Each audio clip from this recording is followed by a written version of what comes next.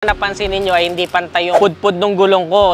Tumatanda na tayo, medyo nagiging practical na rin tayo. Kasi sasayad mo lang din naman sa lupa, pupudpudin mo lang din naman. Generese, salamat sa mga nag-comment. Napag-decide na nga ako na Cylon yung ipapalit ko dito. Kasi para budget friendly lang. Kasi biruin mo kung mga around 15,000 each ng Michelin. Magkano din yun? Almost 60,000 din kapag kakabit mo dito. Syempre kapag tumatanda na tayo, medyo nagiging practical na rin tayo. Kasi sasayad mo lang din naman sa lupa, tapos pupudpudin mo lang din naman, gagastos ka pa ng sobrang mahal. Tsaka ang ganda rin ito, sports tires din to eh. Pero budget friendly lang, around nasa 5,000 lang, yan yung presyo, nasa screen. Yung bili ko sa kanya, so mas hindi nakakapanghinayang na pudpudin natin pang araw-araw. Tsaka hindi naman tayo naka-muscle car or sports car eh. So pwede na tayo dun sa mga pang araw-araw na gulong. Ito yung Cylon na Areso R01 Sports, yung binili natin. So yung price ng isang gulong, mas nakamura pa ako sa 4 na piraso compared dun sa 32,000 na nakita natin sa kasa. So thank you so much sa mga nag-comment, netizens. Pinakabit na nga natin siya. At isa sa mga napansin ninyo ay hindi pantay yung pudpud ng gulong ko. So nagpa-alignment na rin tayo para pantay din yung pagkakapudpud at saka mas maganda yung takbo. So thank you sa mga nag-comment. Till next time.